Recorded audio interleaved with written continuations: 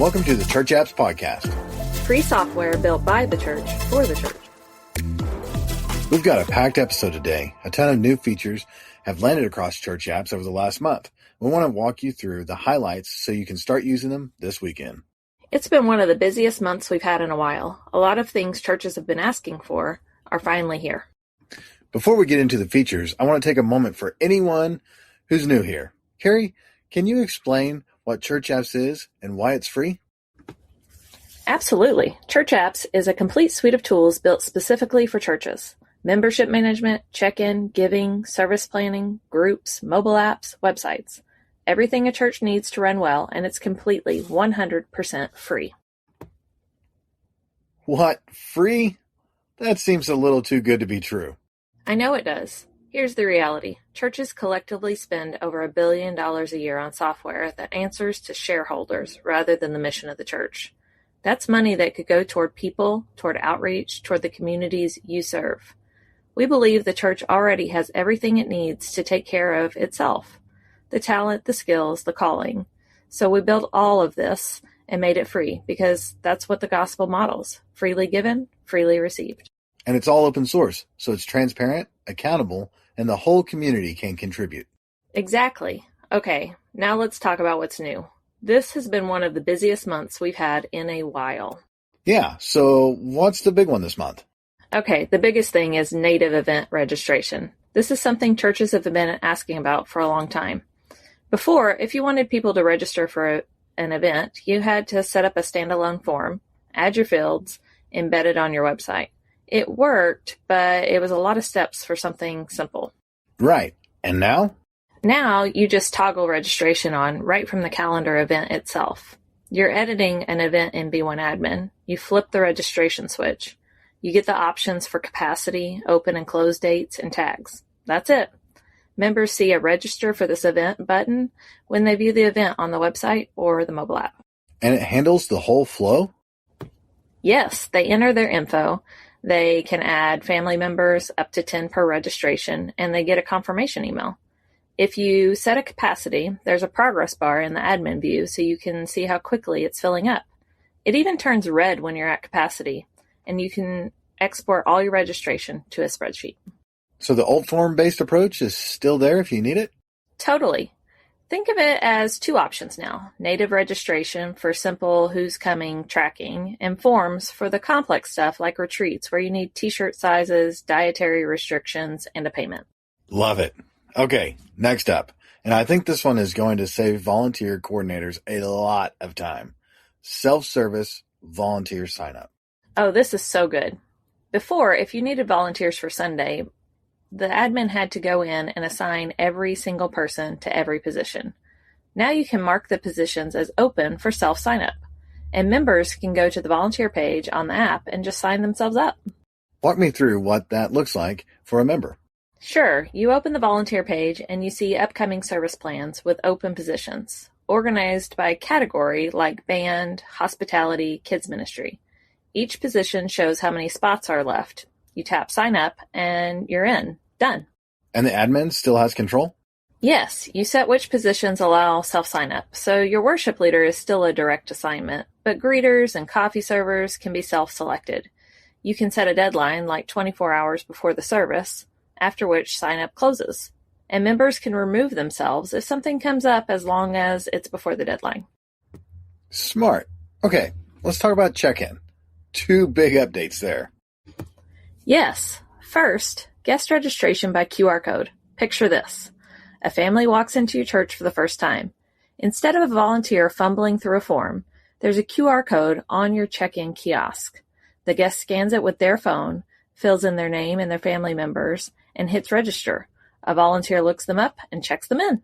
And that creates real records? Yes. A household person records with guest status, so you can follow up with them later. The second check-in update is kiosk theming.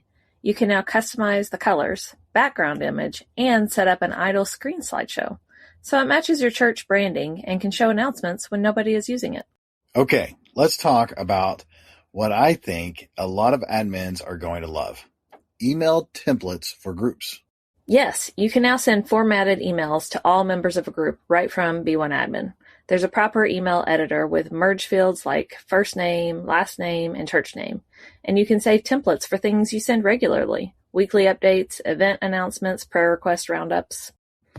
Very nice. That brings us to our new segment I like to call Try It This Week, where we walk through exactly how to use a new feature so you can try it before Sunday. This week, we're walking through setting up an email template in B1. Carrie, take us through it. Okay, start by opening B1Admin, and then go to People, and then go to Groups. Pick the group you want to email.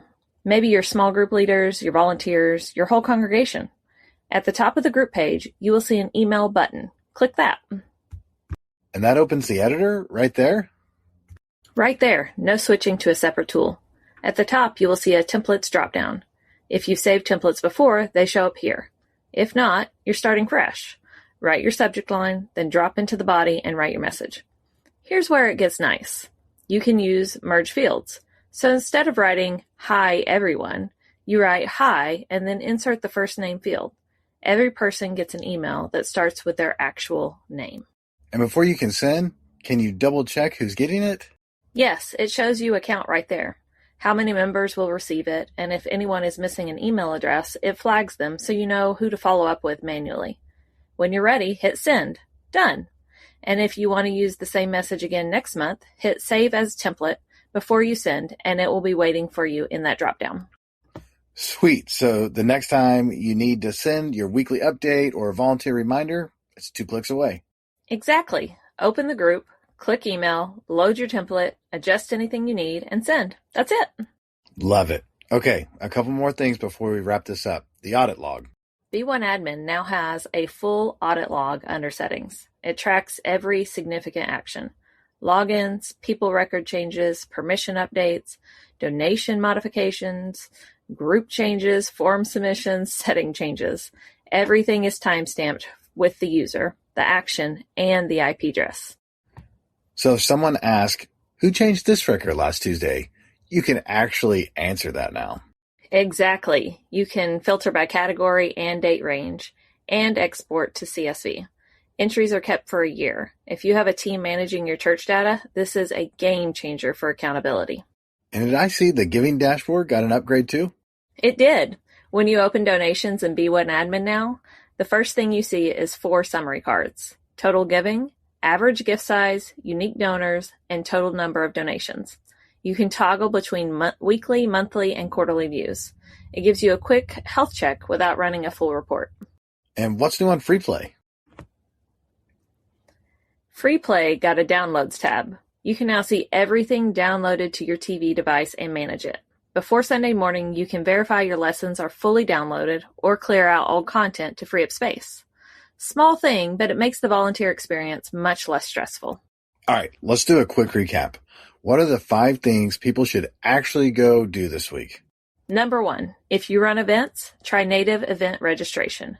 Go to calendars, edit an event, and toggle registration on.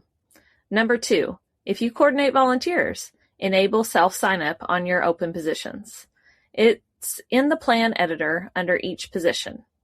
Number 3, print a QR code for guest check-in and put it at your kiosk this Sunday. Number 4, set up at least one email template for your most common group communication. Go to Groups, open a group, and click Email. Number 5, open donations and check out the new summary cards. And all of this is live right now. No update to install, no new subscription. It's just there. That's the beauty of ChurchApps. It's there for you, and it's always free. Awesome.